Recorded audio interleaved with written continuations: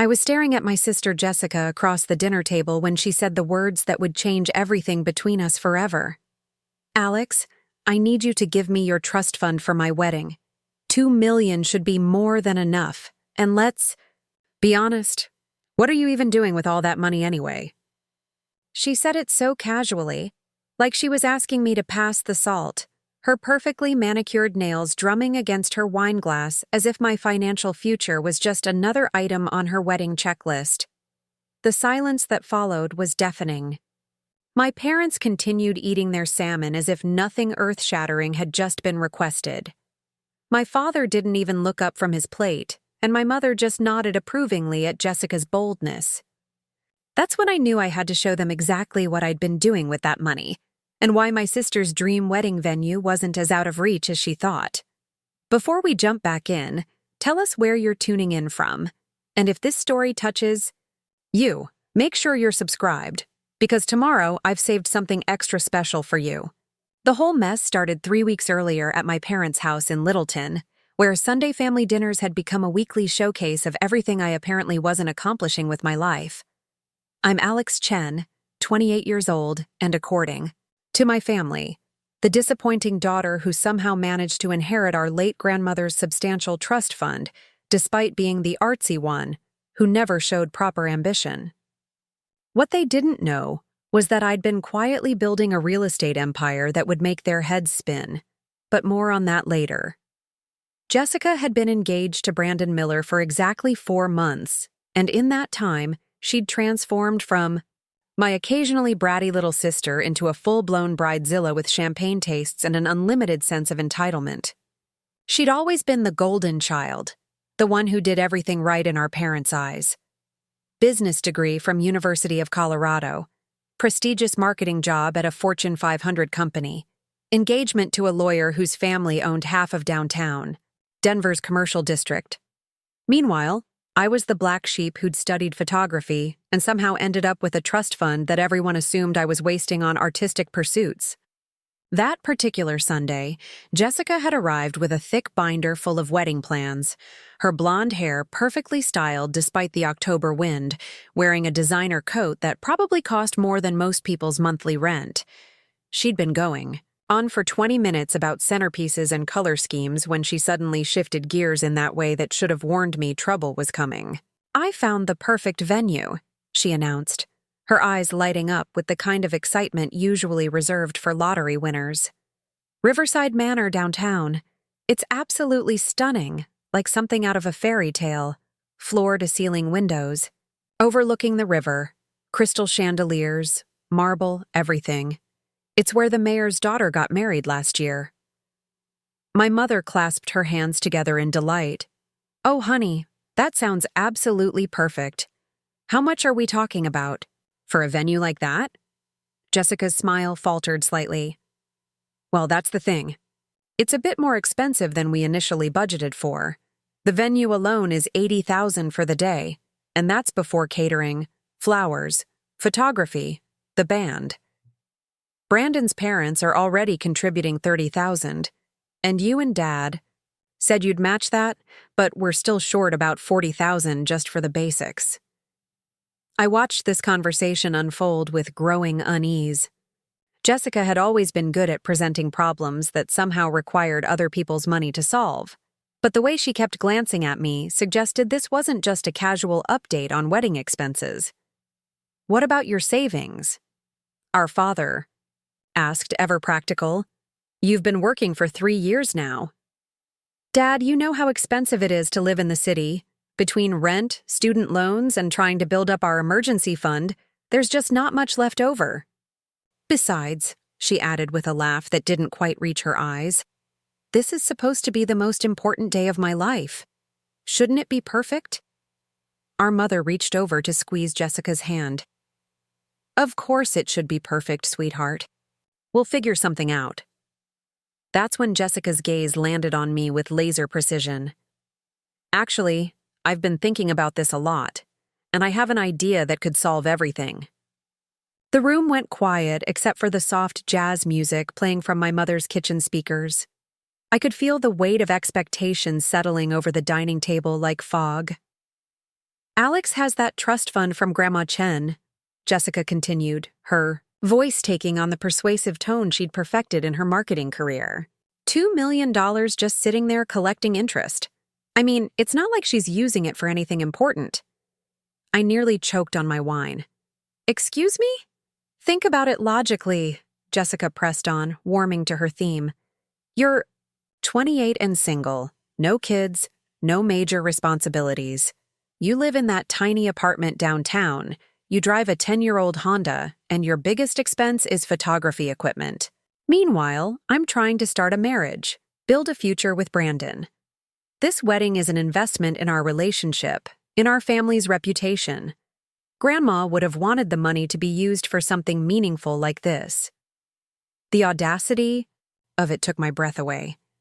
Not just the assumption that I'd hand over my inheritance, but the casual dismissal of my entire life as unimportant. The tiny apartment she was referring to was actually a beautifully renovated loft in the heart of downtown Denver that I'd purchased and personally overseen the renovation of. The Honda was paid off and reliable, exactly what I needed for scouting, properties and meeting with contractors. And the photography equipment wasn't a hobby expense. It was a business investment that had helped me document and market some of the most exclusive properties in Colorado. Jessica, I said carefully, that money isn't just sitting around, I have plans for it.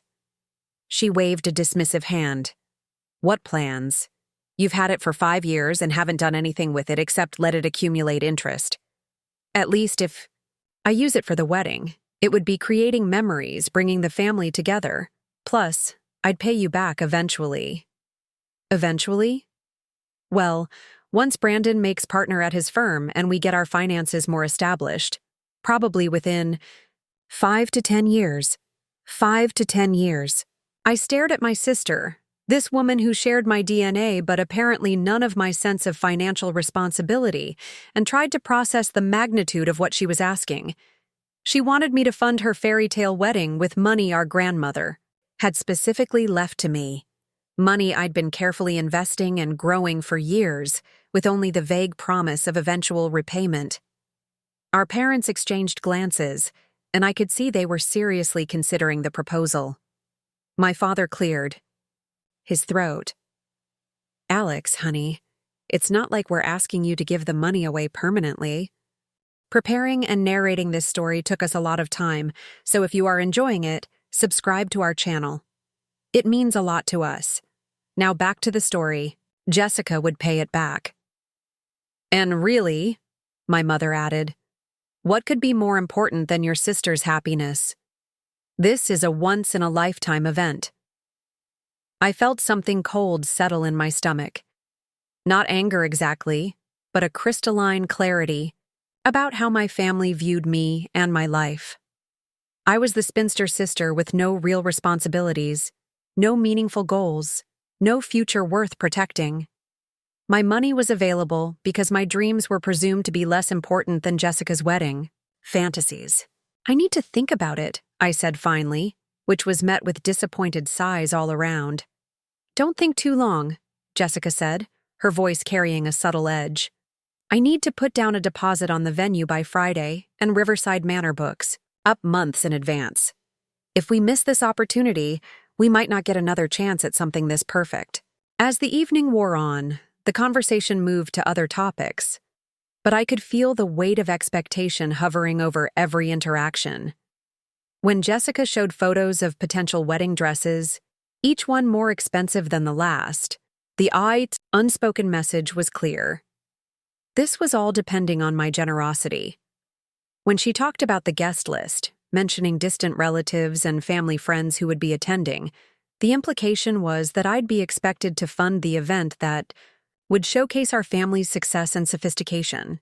I excused myself early, claiming a headache, and drove home through the darkening streets of Denver with my mind racing.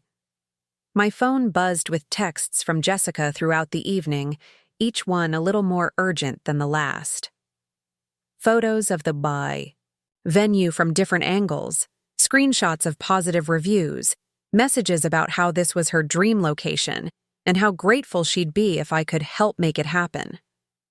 The thing is, Jessica wasn't wrong about Riverside Manor being spectacular. I knew because I'd been inside it dozens of times over the past 2 years. The marble floors were imported Italian Carrara, installed under my supervision. The crystal chandeliers were custom pieces I'd selected from a boutique supplier in Prague. The floor-to-ceiling windows had been upgraded to energy-efficient smart glass at my insistence, and the view of the river was unobstructed because I'd negotiated with the city to prevent any future development that might interfere with the sightlines. I knew all of this because 3 years ago, I'd purchased Riverside Manor with money from my trust fund, renovated it completely, and turned it into one of Denver's most sought-after event venues. My sister wanted me to fund her dream wedding at a venue I owned, without having any idea that her artistic sister was actually her landlord. The irony was so perfect it almost made me laugh. Almost. Over the next few days, the pressure intensified. Jessica called every morning with updates on wedding planning, always managing to work in mentions of how time-sensitive the venue booking was.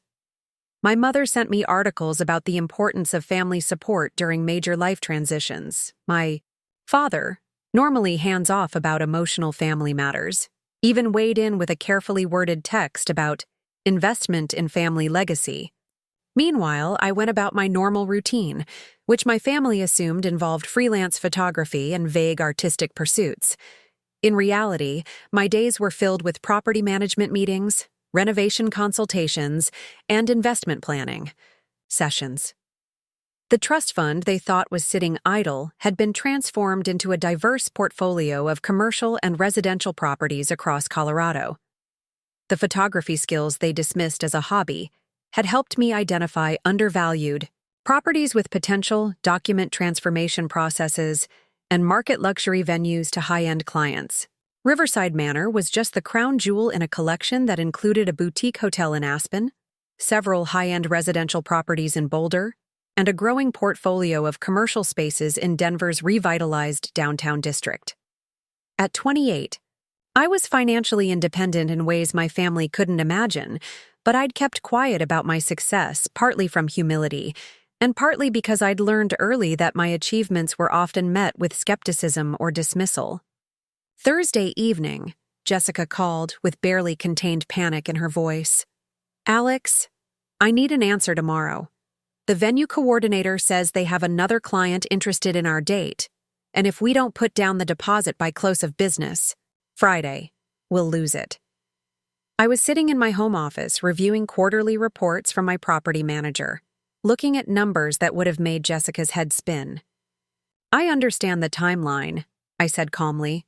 "So you'll do it? You'll let me use the trust fund?"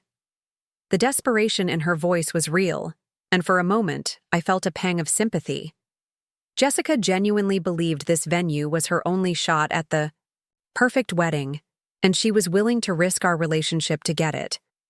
She had no idea she was begging for money to rent a property from her own sister. "I'll have an answer for you tomorrow," I promised. That night, I called Sarah Martinez, the events coordinator at Riverside Manor, who also happened to be my employee.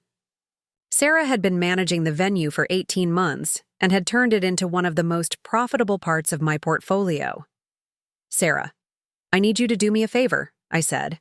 "There's a booking inquiry for next October from a Jessica Chen.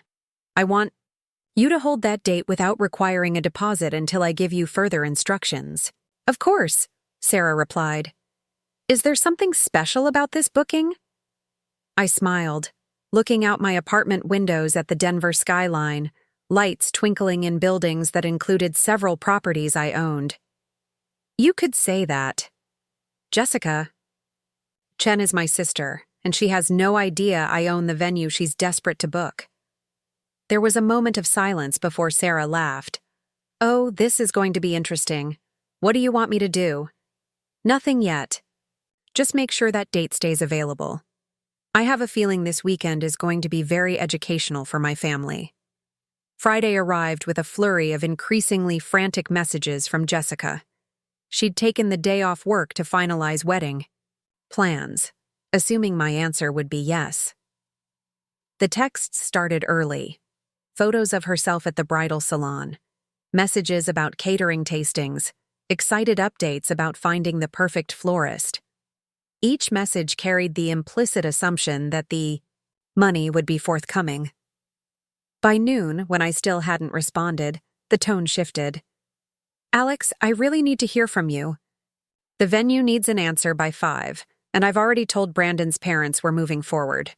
Please don't let me down." I was having lunch with Marcus Rodriguez, my financial advisor, reviewing plans for expanding my real estate portfolio into mountain resort properties.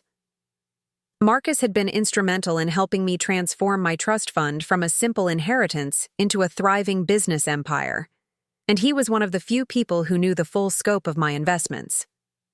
"Your sister still doesn't know about any of this?" he asked, gesturing at the portfolio reports spread across our table.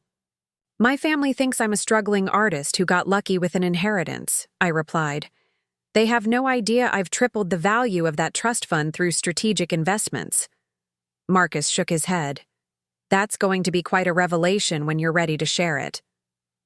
"Sooner than you might think," I said, checking my phone as another urgent text from Jessica appeared. "I'm planning a little family education session this weekend." As the afternoon wore on, Jessica's messages became increasingly desperate. By 4 o'clock, she was calling instead of texting, her voice tight with stress and barely controlled anger. "Alex, I don't understand what's happening here. This is a simple request. I need $40,000, which is basically pocket change from your trust fund, and you're acting like I'm asking you to donate a kidney. Brandon is starting to ask questions about why we can't secure the venue, and I'm running out of explanations." "Jessica," I said calmly, "I never agreed to give you the money." "You asked. I said I'd think about it, and I have been thinking about it." "And what conclusion did you reach?" Her voice was sharp now, the pretense of sweet persuasion finally dropping away. "I'll tell you this weekend. Can you and Brandon come to Sunday dinner at Mom and Dad's? I'd like to discuss this with the whole family present." There was a pause. "Alex, the venue needs an answer today. Then tell them you need until Monday. If Riverside Manor is as exclusive as you claim, they'll hold the date for a serious client." I could practically hear Jessica's teeth grinding through the phone. "Fine, but I swear, if you're doing this just to be dramatic—" "I'm not being dramatic, Jess. I'm being thoughtful. See you Sunday." After I hung up, I called Sarah at Riverside Manor. "Sarah, Jessica Chen is probably going to call in a panic asking for an extension on the booking deadline. Give her until Monday morning. Tell her you're making an exception, because the venue appreciates serious clients." "Got it. Are you going to tell her this weekend?" I leaned back in my chair, looking out at the Denver skyline where my properties dotted the landscape like hidden jewels. "Oh, I'm going to tell her a lot of things this weekend." Sunday dinner at my parents' house had the tension of a hostage negotiation. Jessica arrived with Brandon in tow, both of them dressed like they were attending a business presentation rather than a family meal. Brandon Miller was exactly what central casting would order for successful young lawyer. Tall, handsome in a generic way, expensive suit, confident handshake, and the kind of smile that never quite reached his eyes. "Mr. and Mrs. Chen, Brandon Sao," said, presenting my mother with a bouquet of flowers that probably cost more than most people spent on groceries in a week. "Thank you for including me in this family discussion." My parents were clearly impressed by Brandon's polished presence, and I could see them mentally calculating how much prestige his family name would add to ours. Jessica basked in their approval, her hand possessively linked through Brandon's arm as she guided him through introductions and small talk. "So, Alex," Brandon said as we settled around the dining table, "Jessica tells me you're considering helping with the wedding expenses. That's incredibly generous of you." I smiled non-committally. "Family is important." "Absolutely," he agreed. "And I want you to know that this isn't just about the wedding. Jessica and I see this as an investment in our future, in building something lasting. The connections we'll make at a venue like Riverside Manor, the impression it will create with Our professional networks. It's really about establishing ourselves as a serious couple in Denver's business community. The calculation in his voice was breathtaking. This wasn't about love or commitment or celebrating their relationship. It was about social positioning and professional networking, funded by my inheritance. Jessica jumped in eagerly. Brandon's firm represents some of the biggest developers in the state. The senior partners will all be at the wedding, along with their wives. This is exactly the kind of event that helps advance careers. Plus, Brandon added, the venue itself is owned by some mysterious private investor who's made incredible returns in Denver real estate. Hosting an event there demonstrates that we understand the market, that we have sophisticated taste. I nearly choked on my wine. My sister's fiancé was lecturing me about the business acumen of the mysterious investor who owned Riverside Manor, without having any idea he was talking to her directly. Tell me more about this investor, I said innocently. What do you know? About them? Brandon leaned forward, clearly enjoying the opportunity to demonstrate his industry knowledge. It's fascinating, actually. About 3 years ago, this property came on the market after the previous owner went bankrupt, trying to run it as a private club. It was beautiful, but completely mismanaged, losing money every quarter. Then this investor swooped in, Jessica continued, clearly having heard this story multiple times. Paid cash, did a complete renovation that must have cost another $1 million easy, and turned it into the most exclusive event venue in the city. Brilliant business strategy. The renovation. Work was incredible, Brandon added. I've toured the space twice now, and every detail is perfect. Whoever this investor is, they have incredible taste and serious financial backing. The marble alone probably cost 6 figures. I nodded thoughtfully. Sounds like someone who really knows what they're doing.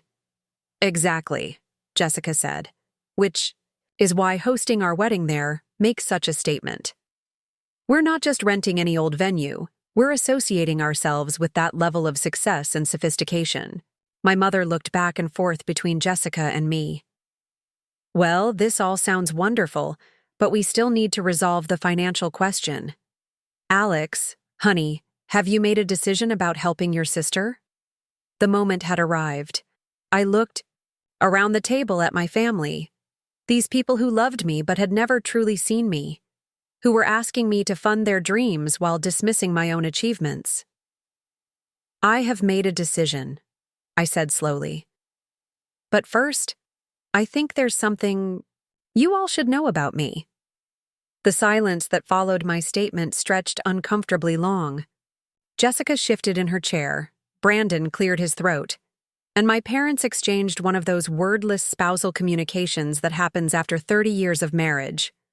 Finally, my father spoke up. What do you mean, something we should know about you? His tone was cautious, like he was afraid I might be about to announce I was joining a cult or moving to Tibet. I took a deep breath, feeling the weight of years of hidden success about to be revealed. The trust fund from Grandma Chen isn't just sitting in a savings account collecting interest. I've been investing it, building something with it, for the past 5 years. Jessica's eyebrows rose skeptically. Investing? Alex, you studied photography. What do you know about investing? The dismissive tone in her voice, the automatic assumption that I couldn't possibly understand finance or business, crystallized everything that was wrong with our family dynamic. It was the same tone she'd used when I was 18 and announced I wanted to study art instead of business like her. The same tone she used whenever I mentioned my work, my interests, my goals. I know quite a bit, actually, I replied evenly. I've been working with Marcus Rodriguez at Denver Financial Advisors for 3 years. He's helped me develop a comprehensive investment strategy. Brandon perked up at the mention of Marcus's name. Marcus Rodriguez? He manages portfolios for some of the biggest names in Denver. His minimum client threshold is usually around $5 million in assets. He paused, doing mental calculations. How did you even get a meeting with him? I smiled slightly. Because I met his minimum threshold. The confusion on Brandon's face was almost comical. But Jessica said your trust fund was $2 million. It was $2 million when I inherited it 5 years ago. It's worth considerably more than that now. My mother leaned forward, her voice taking on that particular tone she used when she suspected someone wasn't telling the whole truth. Alex, honey, how much more are we talking about? And what exactly have you been investing in? This was the moment I'd been both dreading and anticipating for months. My family had always seen me as the artistic dreamer, the impractical one who needed guidance and protection from the harsh realities of the business world. They were about to discover that while they'd been dismissing my capabilities, I'd been quietly building something they couldn't have imagined. The portfolio is currently valued at just over $6.8 million, I said calmly. And I've been investing primarily in real estate, commercial and residential properties throughout Colorado. The number hung in the air like a physical presence. Jessica's face went through a series of expressions: shock, disbelief, and something that might have been anger. Brandon looked like someone had just explained quantum physics to him in a foreign language. My parents sat frozen, my mother's wine glass halfway to her lips. $6.8 million?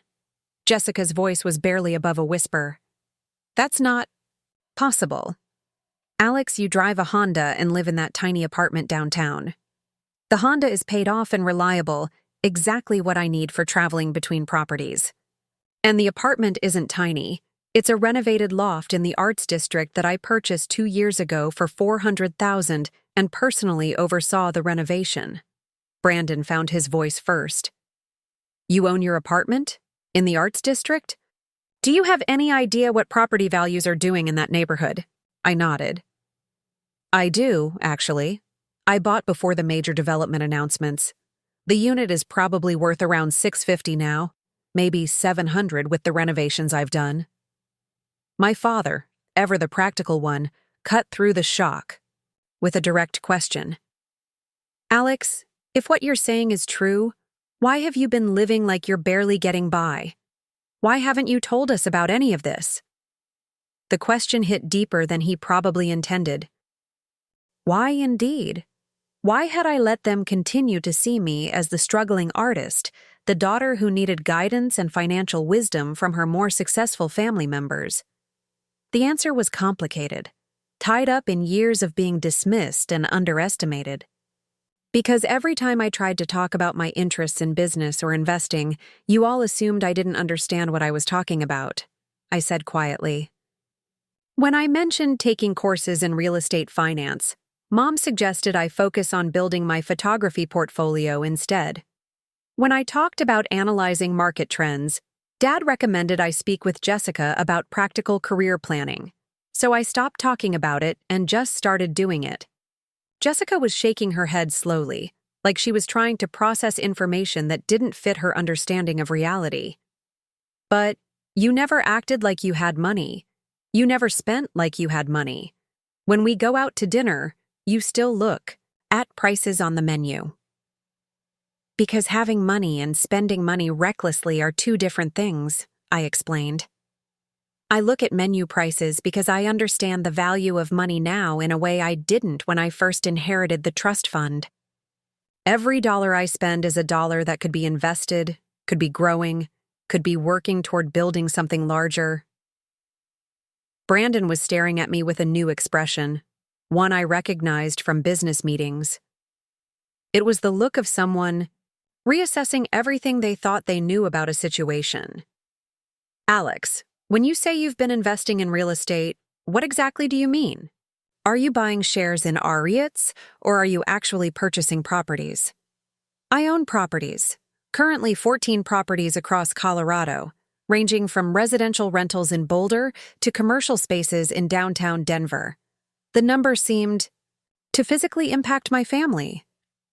My mother set down her wine glass with shaking hands. Jessica looked like she might be sick.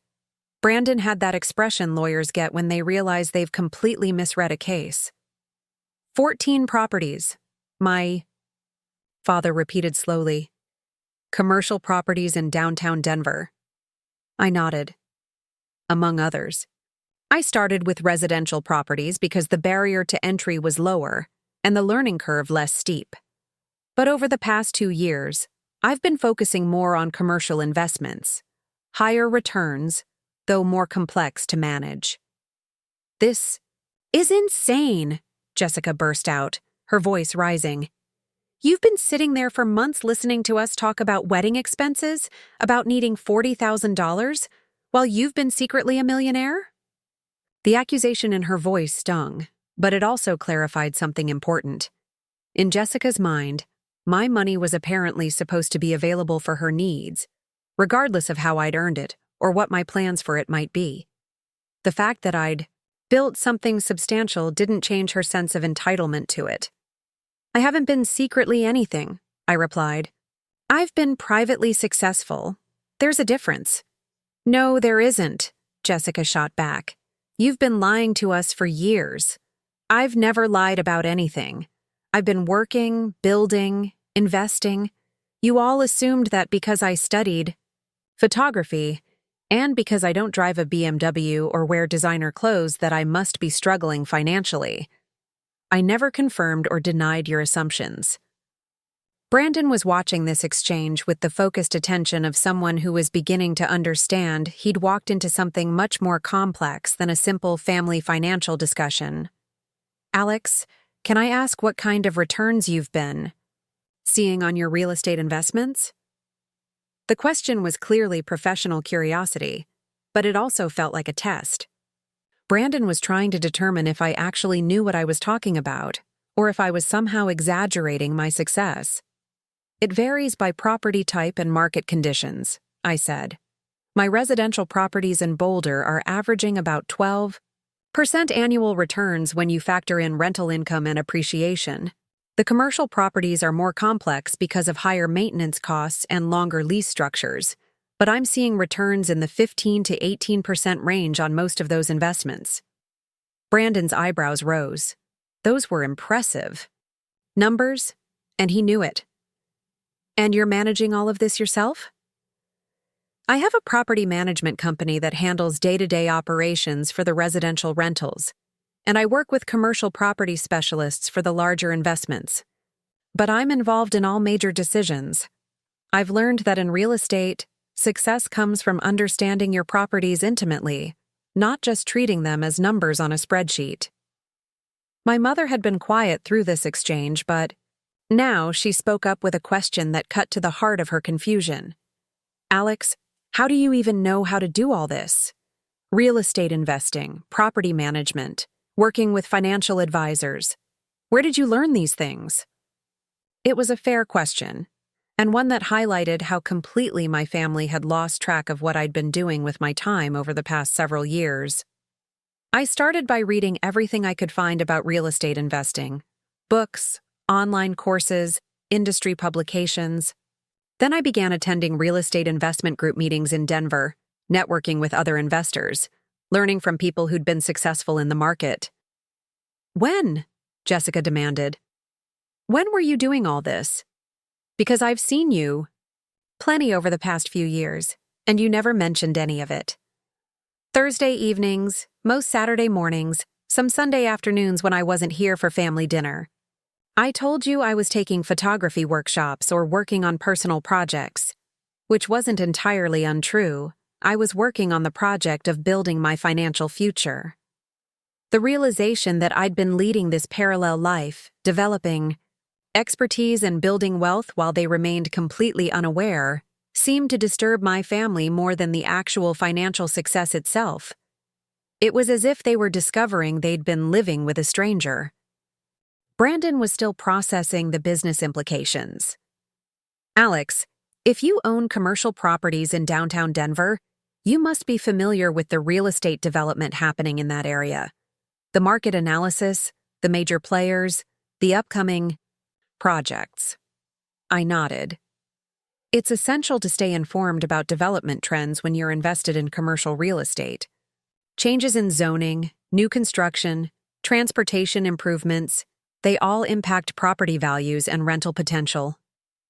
Then you probably know about the Morrison Development Group's new project on 16th Street, Brandon said, clearly testing my knowledge.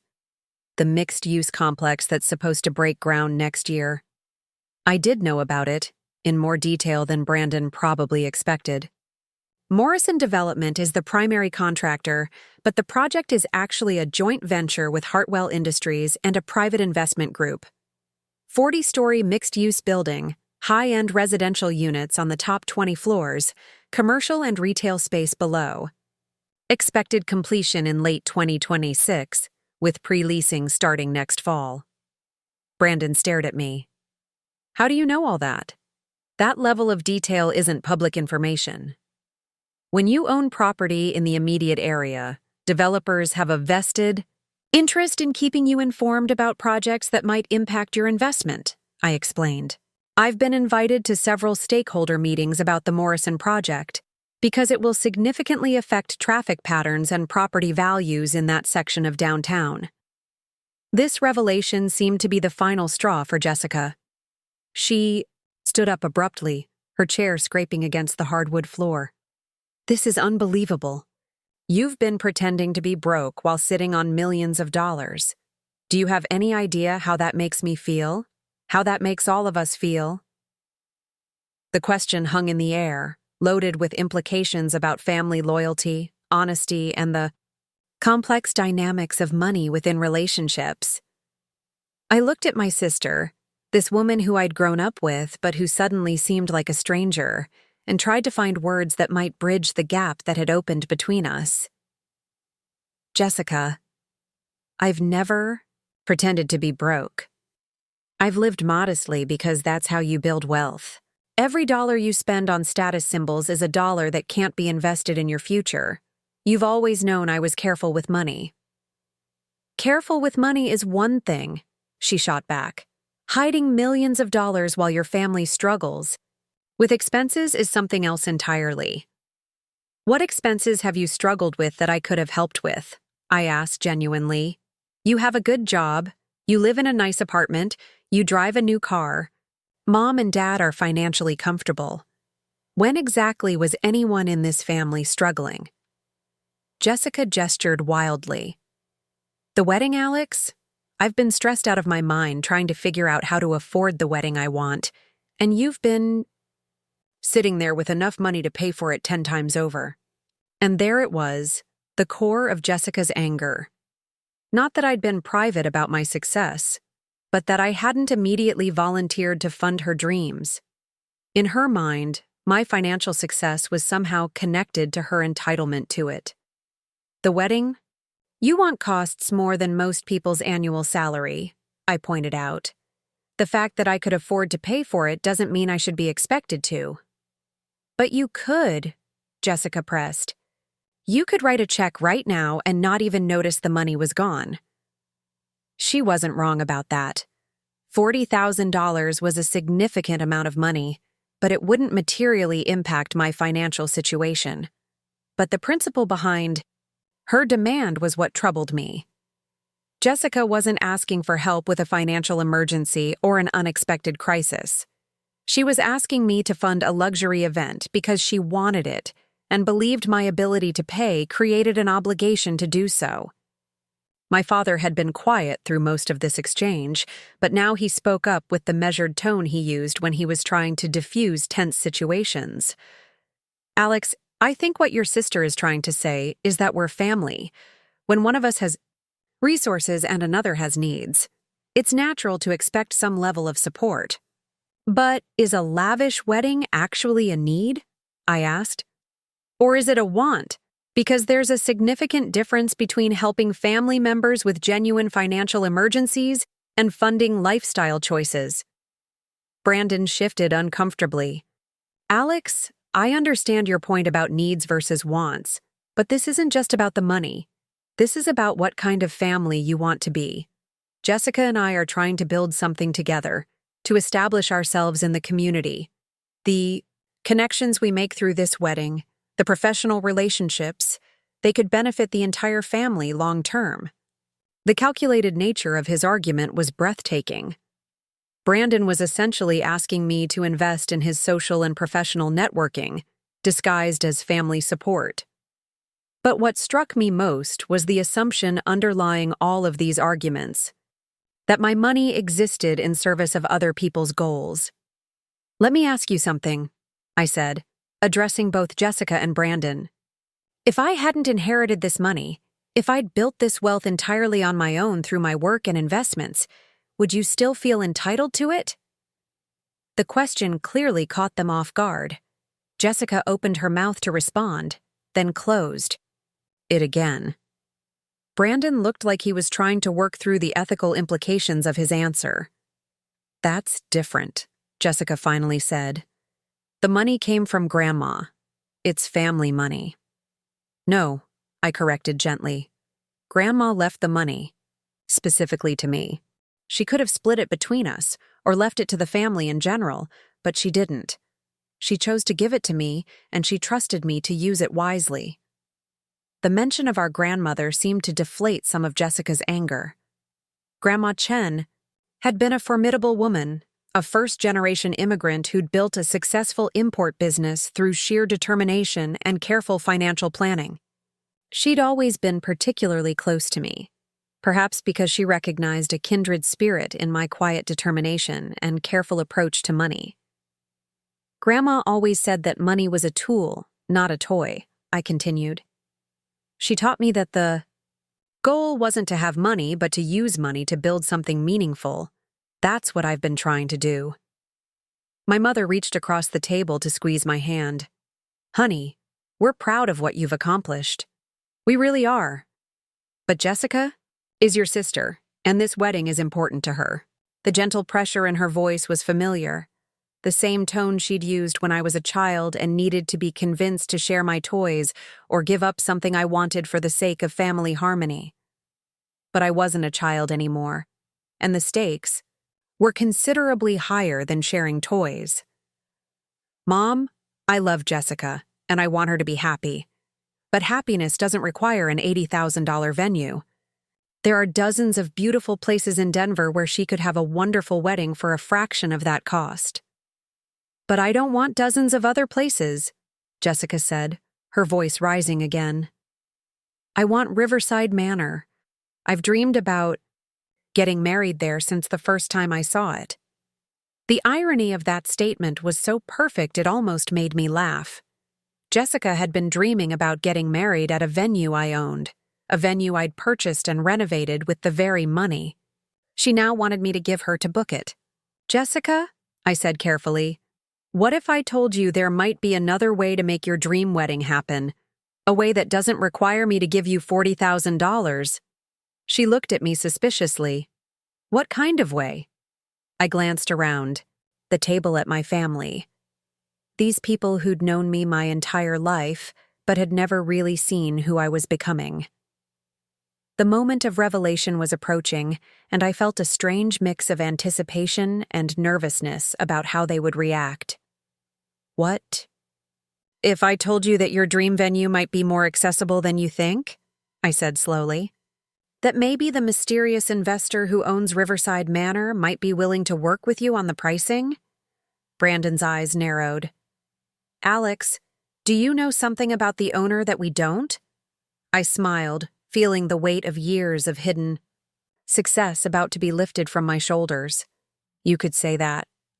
The confusion on their faces was almost comical. Jessica looked back and forth between Brandon and me, clearly trying to piece together what I was implying. "Alex," she said slowly, "what aren't you telling us?" I took a deep breath, savoring this moment that I'd been unconsciously building toward for months. The mysterious private investor who owns Riverside Manor, the one with the incredible business acumen and sophisticated taste that Brandon was so impressed by. I paused, watching their faces as comprehension began to dawn. "That's me. I own Riverside Manor." The family discount turned out to be more complicated than anyone expected. Over the following week, I found myself in the unusual position of being both Jessica's sister and her venue owner. two roles that required very different types of conversations and decision-making processes. Tuesday morning, I called Sarah Martinez to schedule a meeting with Jessica and Brandon. "Sarah, I need you to treat this exactly like any other wedding booking," I instructed. "Professional service, standard procedures, the works. The only difference is that the final invoice comes to me instead of them." "Got it," Sarah replied. "Should I mention that you're related to the clients?" I considered this for a moment. "Not unless they bring it up. Let them experience Riverside Manor the way any other couple would. I want Jessica to see what she's actually getting, not just the family connection." When Jessica and Brandon arrived at Riverside Manor Thursday afternoon for their consultation, I watched from my office window as Sarah greeted them in the main foyer. Even from a distance, I could see Jessica's face light up as she took in the soaring ceilings, the crystal chandeliers I'd personally selected, and the panoramic windows overlooking the Denver skyline. Sarah had prepared for this meeting with her usual thoroughness.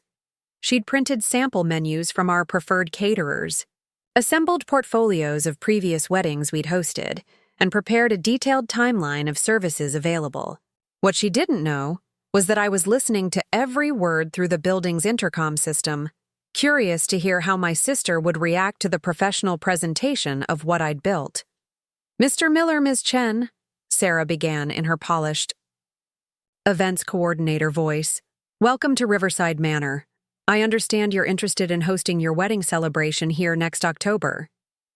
"We are," Brandon replied, his lawyer training evident in the careful way he spoke. "We've heard incredible things about this venue, and after seeing it today, we can understand why it has such an outstanding reputation." Jessica was less composed. "It's even more beautiful than the photos," she breathed, turning slowly to take in the main ballroom. "Sarah, can you tell us about the owner? We've heard fascinating things about the investor who created this place." I held my breath, wondering how Sarah would handle this question. She'd been briefed to treat this as a standard booking, but she also knew exactly who was listening. "The owner is a local real estate investor who's developed several premier properties throughout Colorado," Sarah replied diplomatically. "They have a particular vision for creating spaces that combine elegance with functionality, classic design elements with modern amenities. We heard they paid cash for the original property and completed $1 million renovation," Brandon added. "That level of investment suggests someone with serious financial backing and sophisticated taste." Sarah smiled professionally.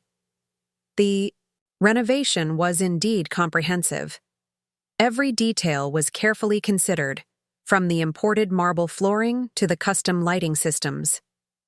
The owner was personally involved in every design decision, ensuring that the space would provide the perfect backdrop for life's most important celebrations. I found myself oddly moved by hearing Sarah describe my vision for Riverside Manor to my own sister. For 3 years, I'd poured my energy and creativity into this property, but I'd never heard someone else articulate what I'd been trying to achieve. "Can we see the bridal suite?" Jessica asked, her excitement barely contained. "Of course," Sarah replied, leading them toward the stairs. The bridal suite was one of the owner's favorite design projects. They wanted to create a space where brides could prepare for their ceremony in complete luxury and privacy. As they toured the building, I found myself seeing Riverside Manor through Jessica's eyes for the first time. The bridal suite, with its floor-to-ceiling mirrors and dedicated makeup station. The groom's preparation room with its leather seating and premium bar setup.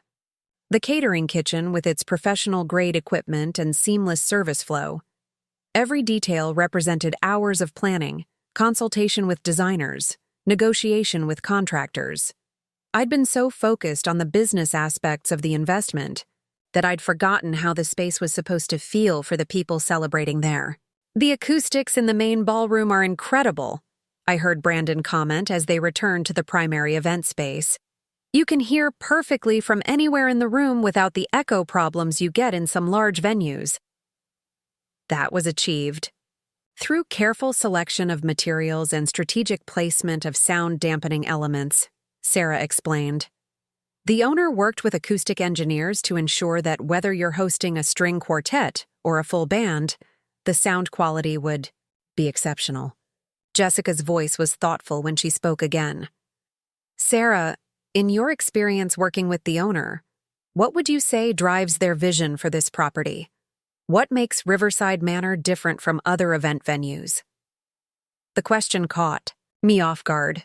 Jessica was asking about my motivations as a property owner, my vision as a business owner. Without knowing she was asking about me, Sarah considered her response carefully. I think the owner understands that the most important events in people's lives deserve settings that match their significance. They've created a space that doesn't just look beautiful in photographs, but feels meaningful to the people celebrating there. Every wedding, every anniversary, every milestone celebration becomes part of the venue's story. The insight was more profound than I'd expected. Sarah had articulated something about my intentions that I'd never quite put into words myself. I hadn't just been building a profitable business.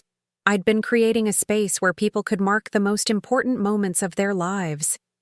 That's exactly what we want, Jessica said softly. A place that feels as special as the commitment we're making. Listening to my sister talk about her upcoming marriage with such sincerity reminded me that beneath all the stress about money and family dynamics, this was fundamentally about two people who loved each other and wanted to celebrate that love. The venue booking, the family conflicts, the financial negotiations, they were all secondary to that basic human desire to mark life's most meaningful moments. The consultation continued with Sarah walking them through catering options, floral arrangements, and timeline logistics.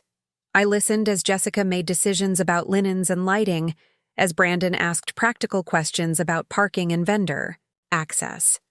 They were approaching this with the same careful attention they'd bring to any major life decision, and I found myself respecting their thoroughness.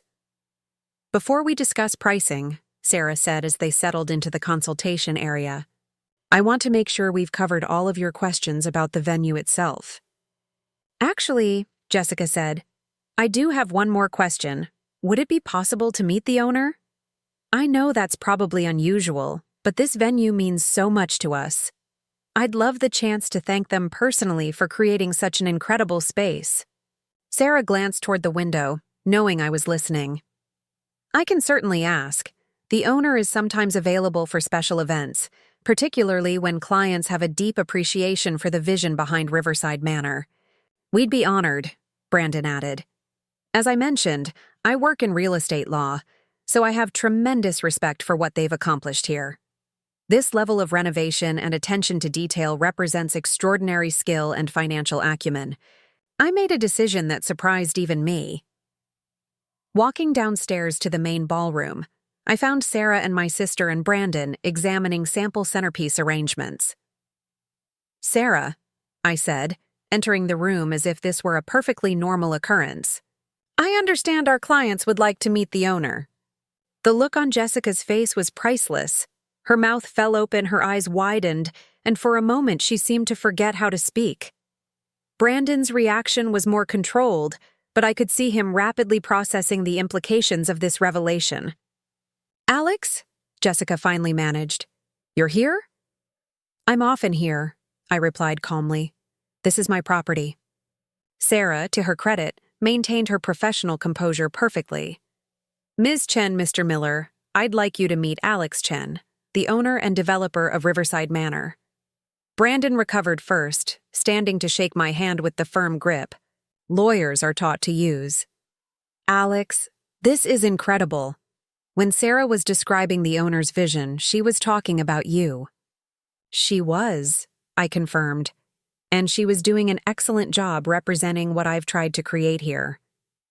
Jessica was still staring at me like I'd materialized from another dimension. I can't believe you're actually here, talking to us like this is normal. This is normal, I replied. I meet with clients who are planning significant events at Riverside Manor. Your wedding qualifies as significant. The shift in dynamic was fascinating to observe. Suddenly, Jessica and Brandon weren't just booking a venue. They were working directly with the person who'd envisioned and created the space where they wanted to celebrate their marriage. "Alex," Brandon said, his voice taking on the respectful tone people use when they realize they're talking to someone more successful than they'd initially understood. Sarah was walking us through the pricing structure. "As the owner, could you help us understand what options might be available for our event?" It was a diplomatically phrased way of asking about the family discount I'd mentioned. Brandon was smart enough to know that having a personal relationship with the venue owner could significantly impact both the cost and the quality of service they'd receive. "Let's sit down and talk about what you're envisioning," I suggested, gesturing toward the consultation area where Sarah had arranged comfortable seating overlooking the river. For the next hour, we discussed Jessica's wedding plans in detail. Not as sisters negotiating family obligations, but as a venue owner and clients planning an event. Jessica described her vision for the ceremony and reception. Brandon outlined their budget considerations, and Sarah took notes on specific requirements and preferences. What emerged was a picture of a couple who genuinely thought through what they wanted their wedding to represent. They weren't just planning a party. They were designing an experience that would reflect their values and commitments. Jessica wanted a ceremony that honored both families' traditions. Brandon wanted a reception that would feel celebratory but not ostentatious. "One thing that's important to us," Jessica said, "is creating an event that feels personal, not like a generic wedding that could happen anywhere.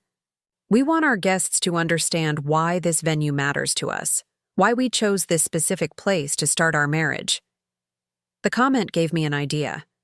"Jessica, what if I told you there was a way to make your wedding at Riverside Manor even more meaningful than you'd originally imagined?" She looked at me curiously. "What do you mean?" "What if, instead of just booking my venue, you let me host your wedding as your sister?" The distinction was subtle but important. Booking implied a business transaction with commercial terms and professional distance. Hosting suggested a personal investment, a family celebration that happened to take place at a property I owned. "I'm not sure I understand the difference," Brandon admitted. "The difference," I explained, "is that instead of paying Riverside Manor for venue rental and services, you let me give you my wedding gift in the form of hosting your celebration here. The venue, the catering, the flowers, the music, everything. My gift to you as your sister." Jessica's eyes filled with tears. "Alex, that's too much. The total cost would be enormous." "The total cost would be my choice to give you the wedding you've dreamed of," I replied. "But there would be conditions." "What conditions?" Brandon asked, his lawyer instincts automatically engaging. "First, you work directly with me on all the planning decisions. Not as a client working with a service provider, but as family members planning a celebration together. I want to understand your vision, contribute my ideas, and help create something that reflects both of your personalities." Jessica nodded eagerly. "I'd love that." "Second, you let me invite some additional guests. People who've been important to building Riverside Manor, contractors and designers who helped create this space. I'd like them to see how their work contributes to life's most meaningful celebrations." "Of course," Jessica agreed. "Anyone who helped create this place should be part of celebrating it." "And third," I said, looking directly at both of them, "you help me tell our family story." "What do you mean?" Brandon asked. "I mean that your wedding becomes the moment when our extended family learns about what I've built, who I've become, and how we've all grown and changed. Uncle Richard, Aunt Patricia, all the cousins and relatives who still think of me as the artistic dreamer who never quite figured out real life." The prospect of using their wedding as a venue for broader family revelations clearly hadn't occurred to Jessica and Brandon. They exchanged a glance that communicated volumes about their comfort level with being at the center of family drama. "Alex," Jessica said slowly, "are you saying you want to use our wedding to prove a point to the family?" "I'm saying I want to use your wedding to share my success with the family," I corrected. There's a difference between proving a point and celebrating achievements. Brandon was considering the implications with his usual analytical approach. Alex, if you host our wedding here as your gift to Jessica, you're essentially publicly declaring your ownership of one of Denver's most prestigious event venues. That's going to change how people see you and interact with you. He was right, and it was something I'd been thinking about since first revealing my real estate investments to my immediate family. Once word spread that I owned Riverside Manor, my relationships with extended family, family friends, and social acquaintances would inevitably shift. I'm ready for that change, I said. I've been quietly successful for long enough. It's time to let people know who I actually am. Sarah, who'd been listening to this family conversation with professional discretion, finally spoke up. If I may offer a perspective from someone who's worked with many families planning weddings here, what you're describing sounds like an opportunity to combine personal celebration with family education. Some of our most meaningful events have been ones where the celebration itself told a story about the people involved. Exactly, I agreed. Jessica's wedding becomes the story of how we've both grown into the adults we were meant to be. She's found her partner and her place in the world. I've found my calling and my success. This celebration honors both of those achievements.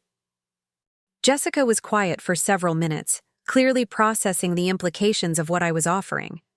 The wedding she'd been stressing about for months could be hers without any financial burden, but it would also become a stage for revealing family secrets and shifting family dynamics. Alex, she finally said, if you host our wedding here, if you give us this incredible gift, what do you get out of it? I mean, besides the satisfaction of helping your sister. It was a perceptive question, one that acknowledged the complexity of family relationships and the reality that gifts this substantial always carry some level of expectation or meaning. I get to stop hiding, I answered honestly. I get to stop pretending that my achievements don't matter, that my success isn't real, that my life is somehow less significant than everyone else's. I get to share what I've built with the people I love, and I get to do it through celebrating one of the most important days in your life.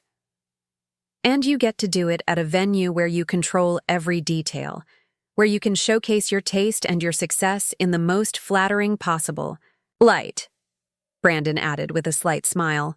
I laughed. That too. I'm not going to pretend there isn't some satisfaction in revealing that the mysterious investor everyone's been speculating about is actually the family's underestimated daughter.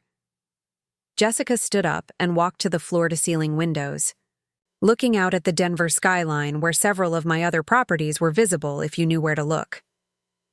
Alex, if we do this, if we let you host our wedding here, it changes everything about how the family sees both of us. How so? You stop being the artistic dreamer and become the successful businesswoman. I stop being the independent achiever and become the sister who accepted an enormous gift from family money. The observation was astute and highlighted a dynamic I hadn't fully considered. By accepting my offer to host their wedding, Jessica would be acknowledging that her dreams were being funded by family wealth, something that might change how people viewed her own accomplishments. Jessica, I said gently, your achievements aren't diminished by accepting help from someone who loves you, and my success isn't diminished by sharing it with family. But people will talk, she replied. They'll say I couldn't afford my own wedding, that I had to rely on my sister's money. Let them talk, I said. People who matter will understand that families support each other. People who don't matter aren't worth worrying about. Brandon joined Jessica at the window, putting his arm around her shoulders in a gesture that spoke to the strength of their partnership. Jess, Alex is offering to give us something extraordinary. Not just the venue, but the chance to start our marriage with a celebration that reflects the love and support of your family. Our family, Jessica corrected, looking at Brandon with a smile that reminded me why they worked so well together. Our family, he agreed. Alex, if we accept your incredibly generous offer, what happens next? I looked around Riverside Manor, This space I'd created through careful planning and significant investment, and imagined it filled with family and friends celebrating Jessica and Brandon's marriage. The prospect was both exciting and slightly terrifying. "Next," I said, "we start planning the wedding of the century, and I call Uncle Richard to tell him he's going to want to revise his opinions about his niece's career prospects." The laughter that followed felt like the first completely relaxed moment we'd shared since this whole complicated situation began. For the first time in weeks, Jessica looked genuinely happy instead of stressed about wedding planning. Brandon looked relieved that the financial pressure had been lifted. And I felt the deep satisfaction that comes from being able to use your success to create joy for people you love. "There's just one more thing," I said as we prepared to wrap up the consultation. "What's that?" Jessica asked. I grinned, feeling the same sense of anticipation I'd experienced 3 years ago when I first walked through Riverside Manor and envisioned what it could become. "We're going to need to start planning this wedding very carefully, because if I'm going to reveal my success to the entire extended family, I want to make sure it's a revelation they'll never forget." The wedding planning process that followed was unlike anything I'd ever experienced. Instead of being the quiet sister who helped with logistics from the sidelines, I found myself at the center of every decision, coordinating with vendors, reviewing contracts, and designing an event that would simultaneously celebrate Jessica's marriage and reveal the truth about my hidden success. 3 weeks before the wedding, I decided it was time to start preparing the family for what they were about to discover. I began with Uncle Richard, calling him on a Wednesday evening when I knew he'd be home from his financial firm but before his usual bedtime routine. "Alex?" he answered, his voice carrying that slightly surprised tone he always used when I called. In our family, I was typically the recipient of calls, not the initiator. "What can I do for you?" "Uncle Richard, I wanted to give you advance notice about something that's going to come up at Jessica's wedding," I said, settling into the leather chair in my home office with a view of downtown Denver's glittering skyline. "Oh no," he replied. Immediately. "Please tell me there isn't going to be family drama at your sister's wedding. Your mother would never forgive any of us if we ruined Jessica's big day." I laughed despite myself. "No family drama, I promise. But there might be some surprises that I thought you should be prepared for." "What kind of surprises?" I took a deep breath, knowing that this conversation would set the tone for how the rest of the family received the revelation. "Uncle Richard, do you remember when you told me a few months ago that I should think about doing something more practical with my inheritance? That sitting on $2 million wasn't really building a future?" There was a pause. "Alex, I hope you didn't do anything reckless with that money. Please tell me you didn't fall for some investment scheme." "I didn't fall for anything," I assured him. "But I did invest the money. Quite successfully, actually." "Successfully how?"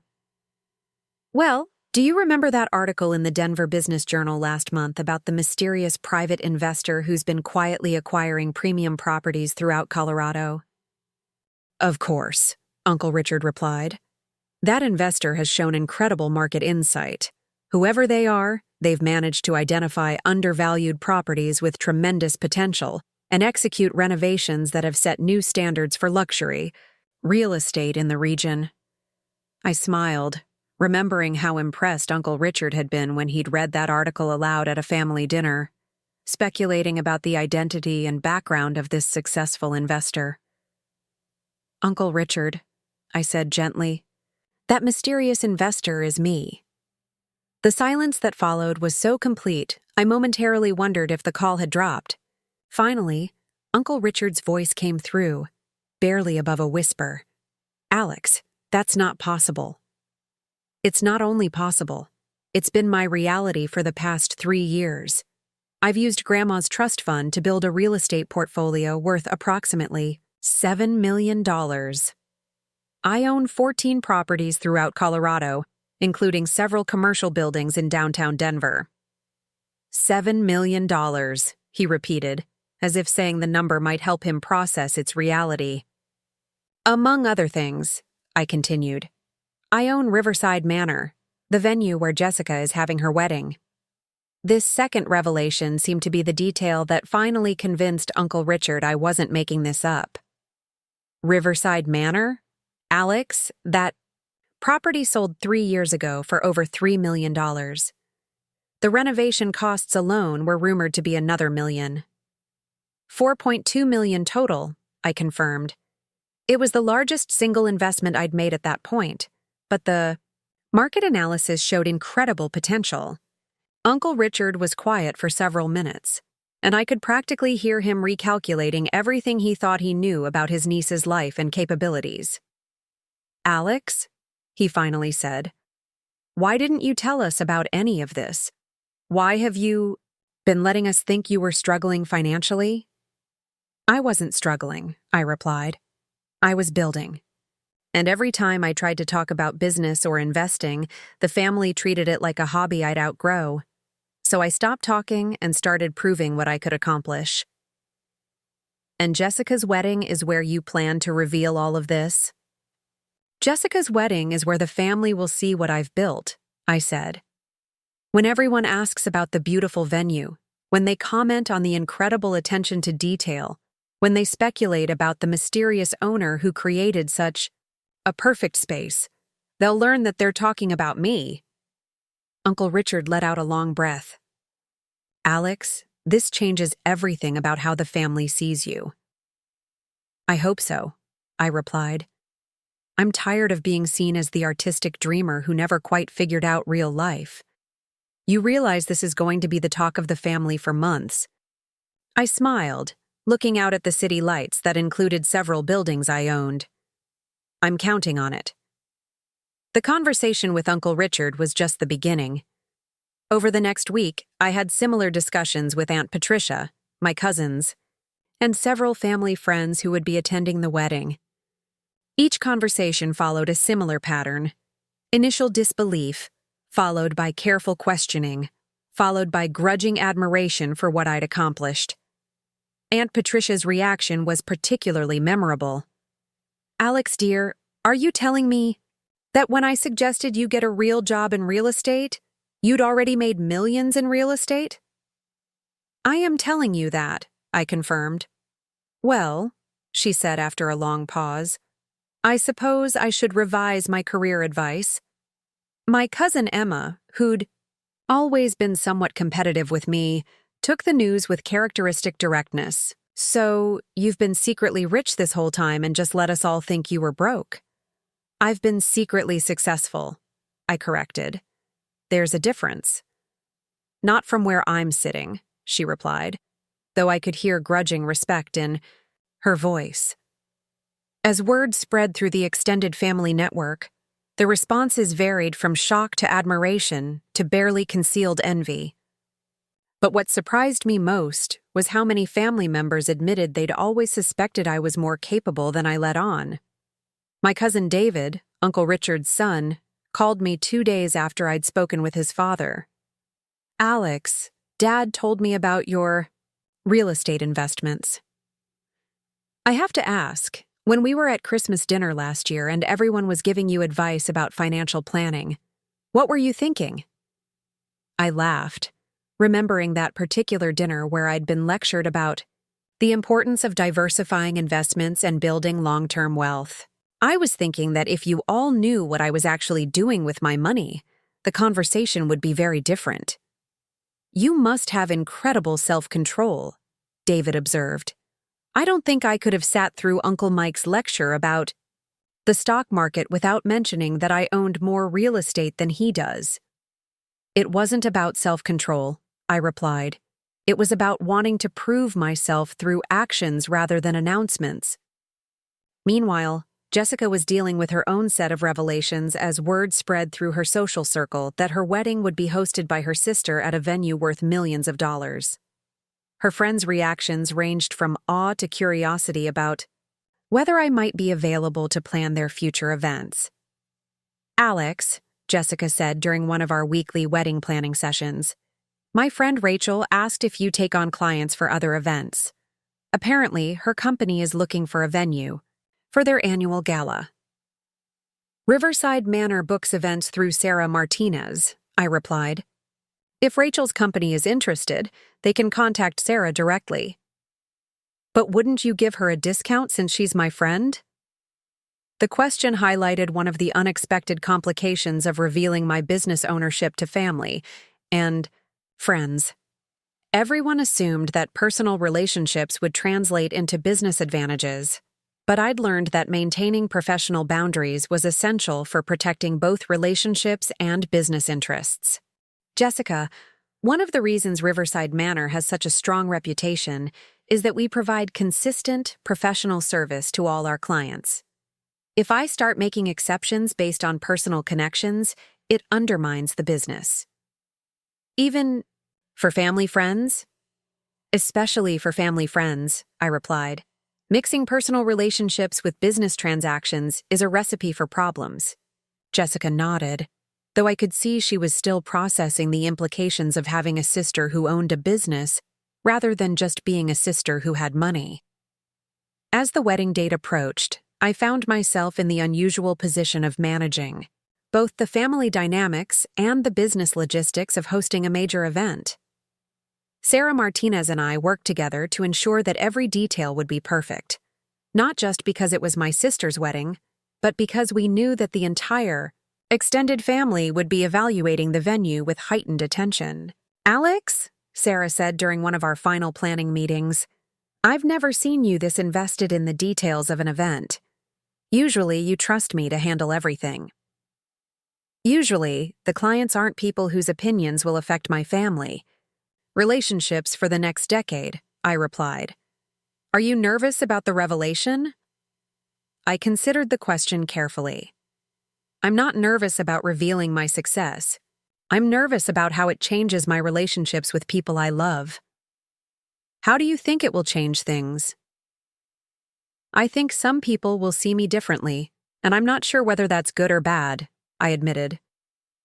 For years, I've been the family member people felt comfortable giving advice to, the one who needed guidance and support. Once they know I've been more successful than most of them, those dynamics shift.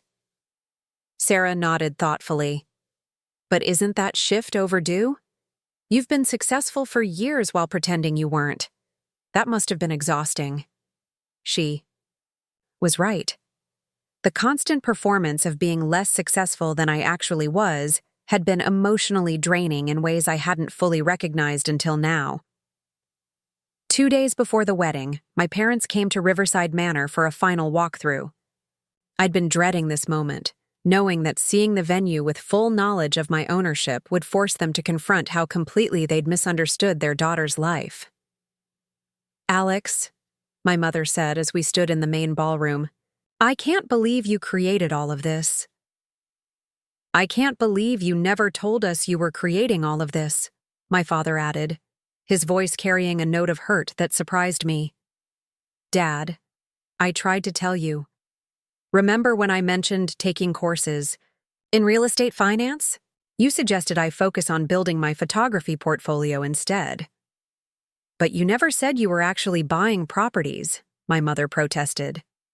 Because every time I mentioned business or investing, you all treated it like a phase I was going through, I replied.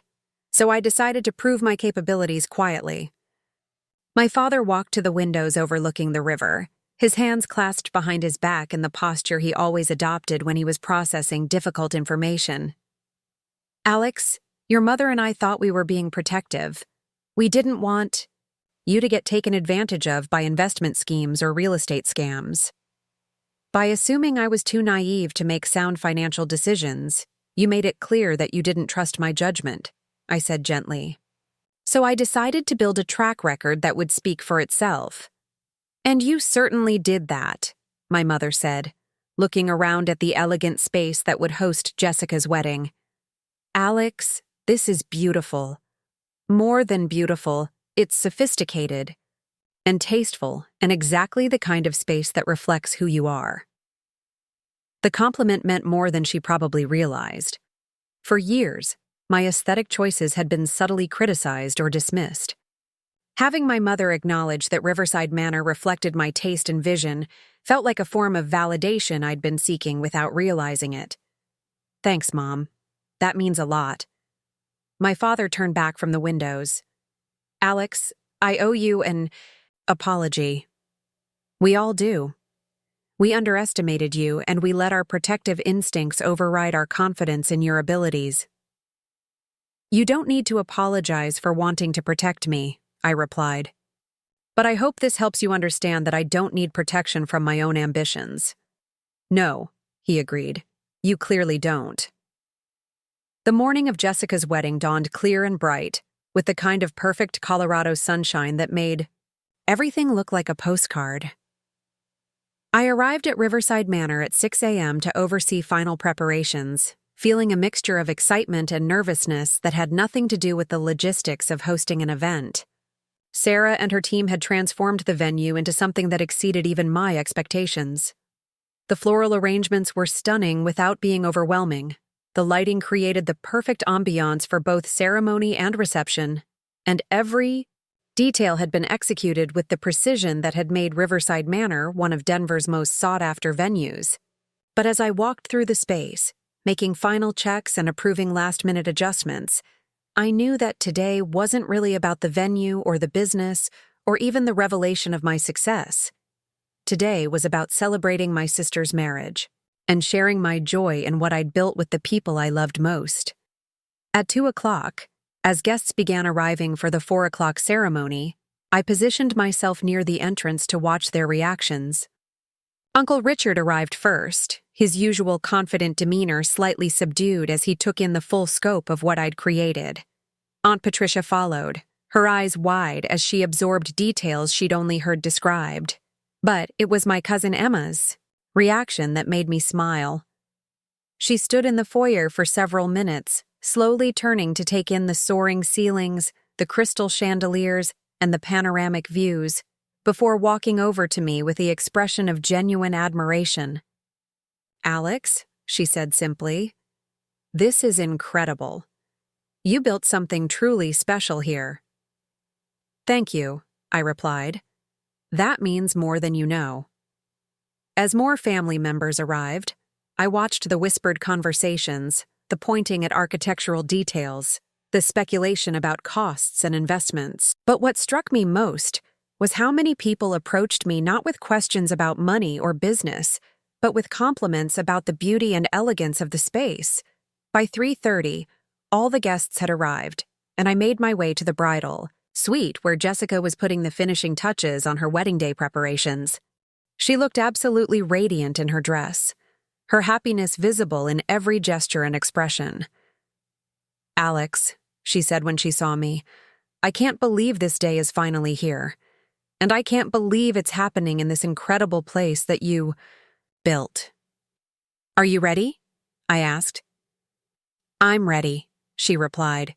"But first, I have something to say." She turned to face me fully, her expression serious despite the joy of the occasion. "Alex, I know I've said this before, but I need to say it again. I'm sorry for not seeing who you really are, for not recognizing what you were building, for assuming that my dreams were more important than yours.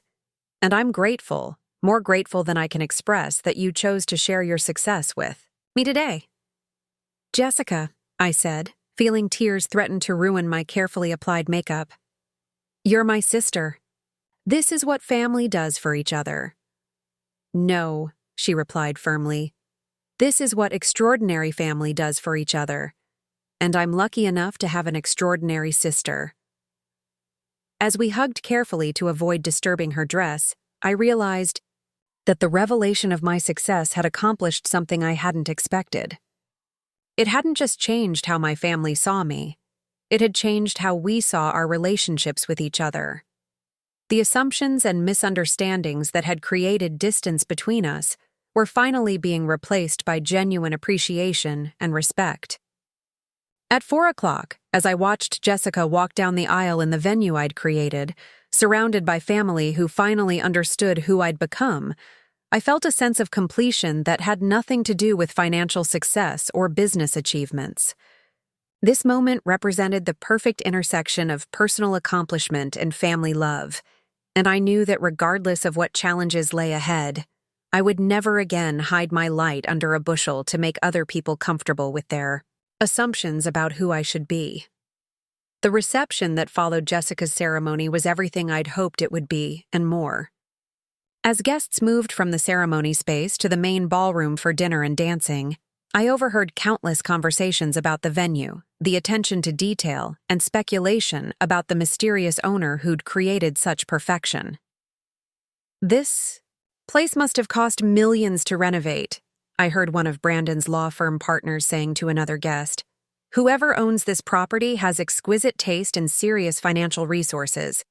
I heard it's some private investor who's been quietly buying up premium properties throughout Colorado," someone else replied. "They've got an incredible eye for undervalued assets with potential." Standing near the bar that I'd personally designed with imported marble and custom lighting, I felt a deep satisfaction listening to these conversations.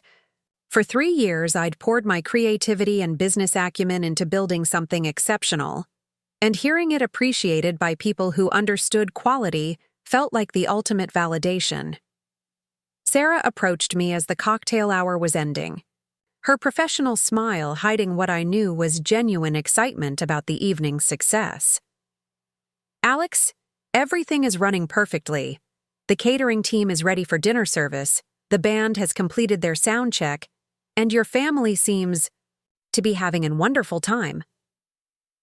"Any questions about the owner?" I asked with a grin. "Constant questions," she laughed. "I've been maintaining the mystery as requested, but I think some of your relatives are getting suspicious about how well-informed you are about the venue's history and design choices." Indeed, I'd probably been a bit too knowledgeable when Aunt Patricia had asked about the crystal chandeliers, and I'd definitely revealed more than a typical guest would know when Cousin David inquired about the sound system. But the evening was progressing exactly as I'd envisioned, building toward the moment when everything would be revealed. During dinner, Uncle Richard approached the microphone to offer a toast to the bride and groom. His speech was eloquent and heartfelt, touching on family traditions, the importance of commitment, and his hopes for Jessica and Brandon's future together. But when he concluded, instead of returning to his seat, he remained at the microphone. "Before we continue with the evening's celebrations," Uncle Richard said, his voice carrying across the ballroom, "I think there's something special about tonight that deserves recognition." Here it comes, I thought, feeling my heart rate increase slightly. Jessica and Brandon chose to celebrate their marriage at Riverside Manor, one of Denver's most prestigious and beautiful event venues. What many of you may not know is that this incredible property is owned by someone very special to our family. The room grew quiet, guests turning their attention to Uncle Richard with curiosity. Jessica looked at me from the head table, her eyes wide with anticipation. 3 years ago, a member of our family made an investment that seemed ambitious, perhaps even risky to some of us, Uncle Richard continued. Using inheritance money from our beloved mother, this person purchased a struggling property and transformed it into the stunning venue where we're celebrating tonight. I could see people looking around the room, trying to figure out who he was talking about. Some glances fell on Brandon, others on various male cousins who might have had the resources for such an investment. "That person," Uncle Richard said, his voice filled with pride, "is Alex Chen. Our Alex purchased, renovated, and has been successfully operating Riverside Manor for the past 2 years." The silence that followed was profound. I watched as heads turned toward me, expressions shifting from confusion to amazement to something approaching awe. Uncle Richard was smiling broadly, clearly enjoying the dramatic effect of his announcement. "Alex," he continued, "would you like to say a few words about your beautiful venue?" This was the moment I'd been both anticipating and dreading. Standing up from my seat at the family table, I walked to the microphone on somewhat unsteady legs, looking out at a room full of people who were seeing me in an entirely new light. Thank you, Uncle Richard, I began, my voice steadier than I'd expected. When Grandma Chen left me her trust fund 5 years ago, she told me that money was a tool for building something meaningful. She said the goal wasn't to have money, but to use money to create value in the world. I paused, looking around the room at faces that ranged from shocked to admiring to genuinely moved. I used that inheritance to start investing in real estate, beginning with small residential properties and eventually moving into commercial investments. Riverside Manor was my largest and most ambitious project, a property I fell in love with despite its challenges. For 3 years, I've been quietly building a portfolio of properties throughout Colorado, learning about business, working with contractors and designers, and discovering that I had capabilities I never knew I possessed. I found Jessica's face in the crowd, her eyes bright with tears of pride and happiness. But tonight isn't about real estate or business success. Tonight is about family, about celebrating love and commitment, and about sharing our joys with the people who matter most to us. Jessica, I can't think of anything more meaningful than hosting your wedding in a space that represents my dreams coming true, just as your marriage represents yours. The applause that followed was warm and sustained, but what moved me most were the individual faces I could see clearly. My parents beaming with pride, my cousins looking at me with new respect, family friends who'd known me since childhood, clearly recalibrating their understanding of who I'd become. As I returned to my seat, people began approaching our table, with congratulations, questions, and requests for business cards. The remainder of the evening became an impromptu networking event, with guests eager to learn more about my other properties and investment philosophy. Brandon's law firm colleagues were particularly interested in discussing real estate law and development opportunities. Alex, one senior partner said, we represent several developers who might be interested in joint ventures with someone of your expertise. Would you be open to preliminary discussions? I'm always interested in discussing well-structured opportunities, I replied, feeling the surreal pleasure of being courted for business partnerships at my sister's wedding. My cousin Emma approached later in the evening with her husband, both of them slightly overwhelmed by the revelations. Alex, I have to ask, what was it like keeping all of this secret for so long? It wasn't really secret, I replied. It was private. I wanted to prove what I could accomplish before talking about what I hoped to accomplish. And you certainly proved it, her husband added, gesturing around the elegant ballroom. This place is incredible. As the evening wound down and guests began to leave, family members lingered to continue conversations that had been years in the making. Uncle Richard cornered me near the windows overlooking the river, his expression serious despite the celebratory atmosphere. Alex, I owe you more than an apology, he said. I owe you recognition for accomplishing something that most people with decades more experience couldn't pull off. You've built something extraordinary here. Thank you, Uncle Richard. That means a lot coming from you. I have to ask, he continued, what's next? You're 28 years old with a $7 million real estate portfolio. Most people spend their entire careers trying to build what you've accomplished in 5 years. I smiled, looking out at the Denver skyline where several of my properties were visible as twinkling lights in the distance. I'm exploring opportunities in mountain resort properties, maybe some hospitality investments in Aspen or Vail. The Colorado market still has tremendous potential for someone willing to do their homework. Would you consider taking on investment partners? He asked, his financial advisor instincts clearly engaged. For the right opportunities with the right people, I replied. But I've learned that the most important thing is maintaining control over the vision and execution.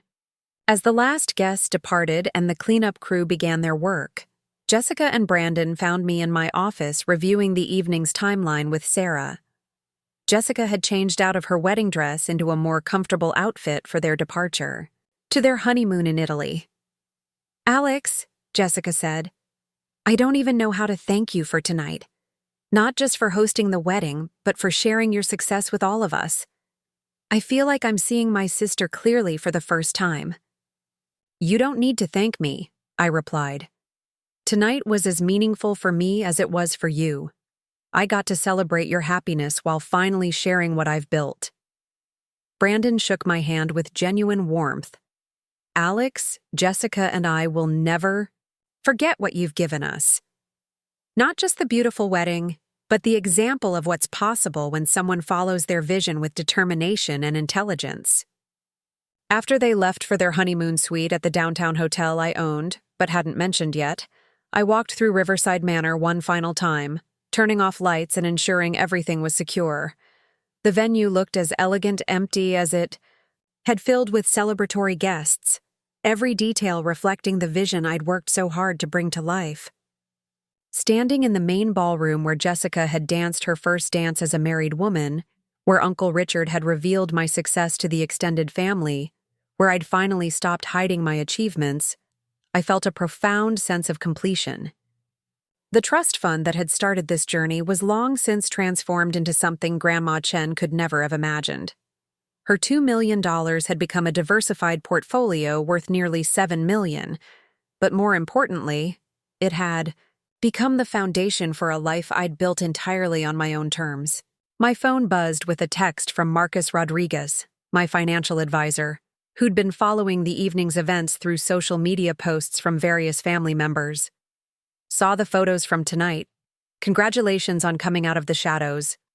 Ready to talk about those Aspen opportunities Monday?" I smiled, typing back a quick affirmation. The revelation of my success at Jessica's wedding wasn't an ending, but a beginning. For the first time in years, I could pursue new opportunities, without the exhausting performance of hiding what I'd already accomplished. As I locked up Riverside Manor and drove home through the quiet Denver streets, I reflected on how dramatically my life had changed in just a few months. The trust fund that my family had seen as underutilized was actually the cornerstone of a thriving business empire. The artistic dreamer they'd worried about had become a savvy investor and successful entrepreneur. The sister who'd been expected to accept financial advice had become someone who could offer it. But perhaps most importantly, the family relationships that had been strained by misunderstanding and unspoken assumptions had been transformed by honesty and mutual respect. Jessica knew she could count on my support because she'd seen evidence of my capabilities. My parents could stop worrying about my financial future because they understood I'd already secured it. Uncle Richard could offer business opportunities instead of career advice. The next morning, I woke up in my downtown loft to 17 missed calls and 43 text messages from extended family members, family friends, and business contacts who'd heard about the previous evening's revelations. Word was spreading quickly through Denver's social and business networks that the mysterious real estate investor who'd been making waves in the market was actually the unassuming young woman many of them had known for years. Among the messages was one from my grandmother's estate attorney, congratulating me on honoring her memory through my success. "Your grandmother would be proud," he wrote. "She always said you had hidden depths." As I prepared coffee in my kitchen, with its view of the mountains where my next investments might be located, I felt the deep satisfaction that comes from aligning your public life with your private achievements. No more modest deflection when people asked about my work. No more careful budgeting to maintain the appearance of limited resources. No more hiding my light under a bushel to make other people comfortable with their assumptions about who I should be. The trust fund that had seemed like an ending when I inherited it at 23 had actually been a beginning. Grandma Chen's gift hadn't just been money. It had been the opportunity to discover who I could become when I stopped accepting other people's limitations on my potential. Up next, you've got 2 more standout stories right on your screen. If this one hit the mark, you won't want to pass these up. Just click and check them out.